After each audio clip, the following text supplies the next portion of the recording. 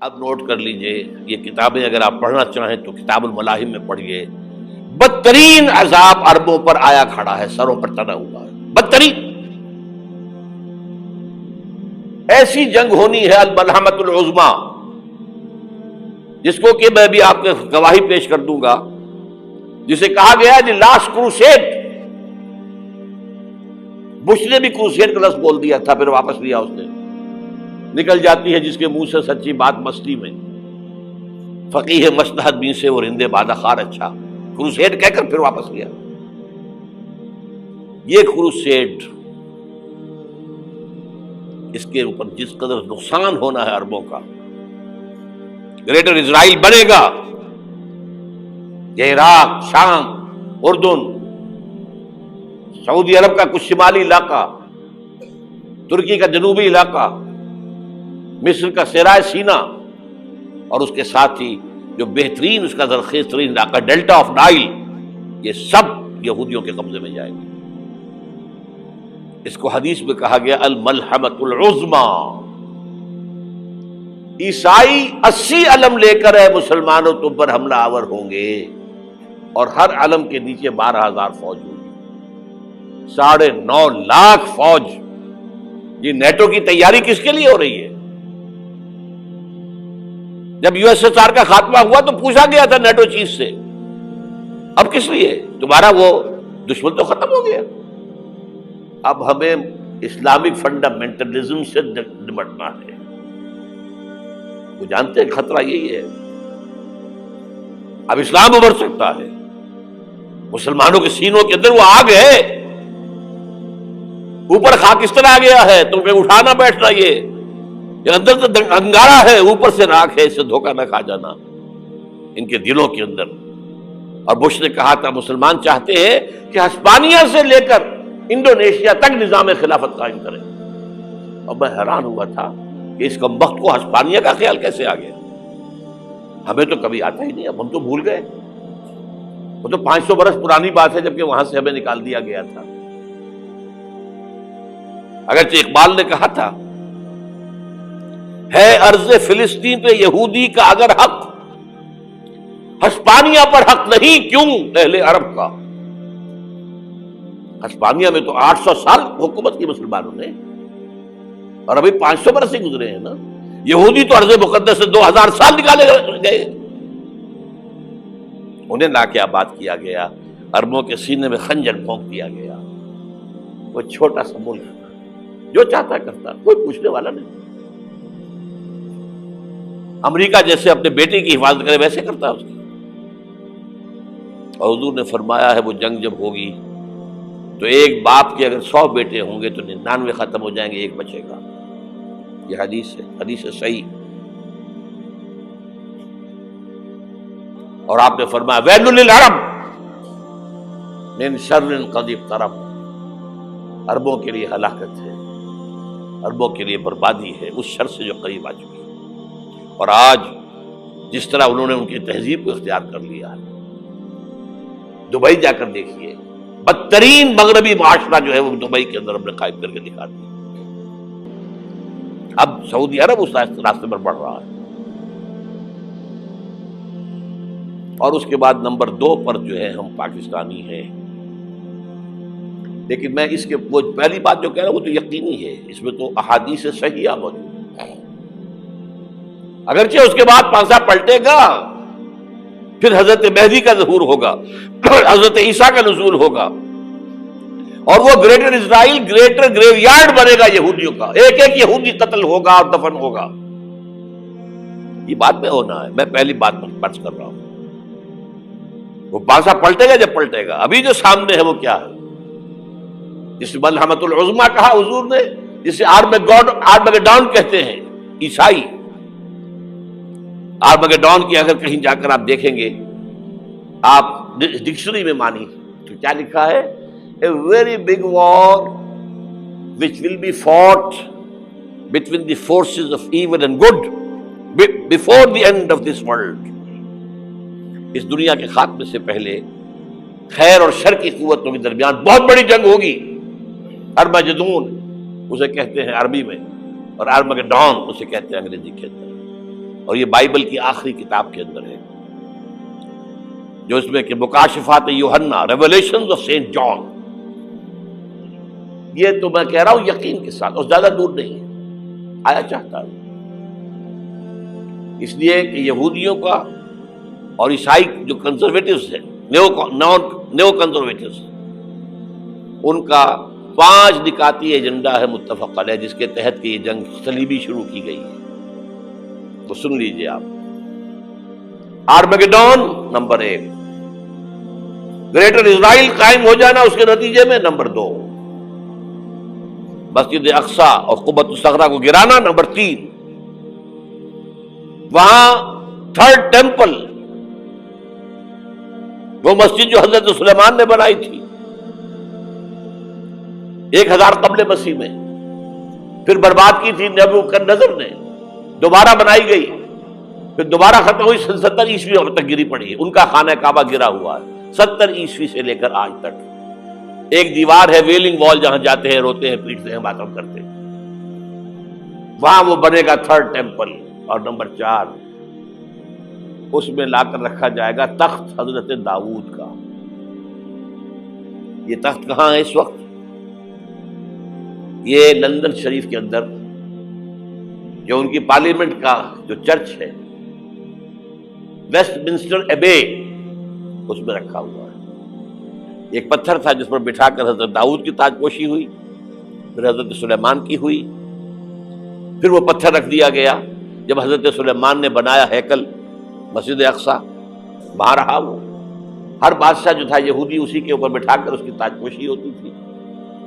سن 70 میں ٹائٹس نے گرایا اسے، ہیکل کو، وہ پتھر لے گیا، وہاں سے روم گیا، روم سے آئرلینڈ گیا، آئرلینڈ سے اسکاٹ لینڈ آیا، اسکاٹ لینڈ سے انگلینڈ آیا، اور اب وہ رکھا ہوا ہے 14ویں صدی عیسوی سے آج تک. وہ ویسٹ منسٹر ایبے میں رکھا ہوا، ایک کرسی کی سیٹ میں اسے بنا دیا گیا ہے تخت کی شکل میں. اب انگریزوں میں کوئی ملکہ ہو، کوئی بادشاہ ہو، جس کی بھی تاج پوشی ہونی اس میں ہو، یہ لا کر رکھا جائے گا 3rd ٹیمپل میں. اور اس پر یہودیوں کے خیال کے مطابق ان کا مسیحا آئے گا جو مسیح دجال ہوگا. عیسائیوں کے خیال کے مطابق حضرت عیسیٰ آئیں گے، وہ ہمارا بھی خیال ہے حضرت عیسیٰ آئیں گے علیہ السلام. بہرحال یہ تو بعد کی باتیں ہیں نا. اس وقت جو میں عرض کر رہا ہوں، عربوں پر بہت بڑا عذاب، اور پاکستان کا معاملہ البتہ یہ ہے، میں یقین سے نہیں کہہ سکتا. ہینگنگ ان دی بیلنس، ہو سکتا ہے اللہ تعالیٰ ہم پر رحم فرمائے، ہو سکتا ہے، اگرچہ اس کی کچھ شرائط ہوں گی. چمن کے مالک اگر بنا لیں موافق اپنا شعار، اب بھی چمن میں آ سکتی ہے پلٹ کر چمن سے روٹھی بہار، اب بھی ہو سکتی ہے. اور یہ بھی ہو سکتا ہے کہ اللہ تعالیٰ نے معجزانہ طور پر ہمیں ملک دیا، ہم نے اللہ سے بدعہدی کی، وعدہ خلافی کی، غداری کی، لہذا سزا دی جائے اور ہم سے یہ ملک چھین لیا جائے. It's just possible. دور نہ سمجھے، اسے انہونی بات نہ سمجھے. جو گھیراؤ ہو رہا ہے آپ کا، آپ کے مغرب میں نیٹو فورسز اور مشرق میں بھارتی فورسز گدھوں کی طرح بیٹھے ہوئے انتظار کر رہے ہیں پاکستان اور ڈسٹیبلائز ہو جائے، یہاں اور بدامنی ہو جائے. اب لاہور میں پھر آج دھماکے ہو گئے ہیں. 2 دن پہلے کا دھماکہ میں سہ کے آیا ہوا ہوں، آپ کے سامنے بیٹھا ہوں. وہ جانیں بچی ہیں جو ہماری اکیڈمی کا حشر ہوا، تو میں آپ کو نہیں بتا سکتا. یہ سارا کیوں ہو رہا ہے؟ تاکہ یہاں بدامنی ہو جائے اور ہمیں جواز مل جائے. مغرب سے نیٹو فورسز داخل ہو جائیں، مشرق سے بھارتی فورسز آ جائیں، اور ہمارے ایٹمی دانت توڑ کر اور پھر ہمیں بھارت کے سامنے ڈال دیا جائے. نو ڈو ایز یو لائک. یہ ان کا نقشہ ہے. ہوگا کیا وہ اللہ جانتا ہے، ہوگا وہ جو اللہ چاہے. لیکن اللہ کا چاہنا جو ہے وہ کس پر منحصر ہے؟ یہاں انقلاب برپا کرو، یہاں اسلام لاؤ. اگر دھندوں میں لگے رہو گے تو وہ خود بخود نہیں آ جائے گا انقلاب. صحابہ نے جانیں دی تھی، کتنی تکلیفیں اٹھائی تھی. 12 برس تک مکی دور کے اندر با نشہ درویشی در ساد و دمادم زن، جو پختہ شبی خدرا بر سلطنت جم سن. یوم طائف یاد ہے جو حضرت عائشہ فرماتی ہے کہ میں نے پوچھا تھا حضور سے کہ یوم احد سے زیادہ سختی بھی آپ پر کبھی آئی؟ یوم احد پر کیا ہوا تھا؟ تلوار کا وار پڑا تھا آپ کے چہرہ مبارک، یہ جو رخسار کی ہڈی ہے اس کے اندر وار گیا ہے، اوپر خود کی 2 کڑیاں تھیں وہ اس میں گھس گئیں، 2 دندان مبارک شہید ہوئے۔ وہ خود کی کڑیاں ایک صحابی نے اپنے دانتوں سے پکڑ کے کھینچنے کی کوشش کی، دانت نکل گئے، وہ نہیں نکلی، کیا جتن کر کے نکالی گئی ہوگی تو خون کا فوارہ آیا، اتنا خون گیا ہے کہ آپ بے ہوش ہو گئے، گر گئے، اور مشہور یہ ہو گیا کہ آپ کا تو انتقال ہو گیا، شہادت ہو گئی۔ یہ سیرت کبھی پڑھی ہے؟ حضرت عائشہ کے ہوش کا تو یہی دور تھا نا، یوم طائف میں تو آپ کی کیا تھی، بچی تھی، انہیں کیا پتا کیا ہو رہا ہے حضور کے ساتھ۔ 3 دن تک حضور مکے کی گلیاں اور وہاں کے اوباش لوگ پتھراؤ کر گئے تھے اس امید میں کہ شاید وہاں کا کوئی سردار ایمان لے آئے، تو یہاں تو ابو طالب بھی فوت ہو گئے، یہی دنیاوی سہارا تھا، خاندانی سہارا تھا ابو طالب کے ذریعے، اور گھر میں ایک دلجوئی کرنے والی رفیقہ حیات تھی، وہ بھی، ان کا بھی انتقال ہو گیا۔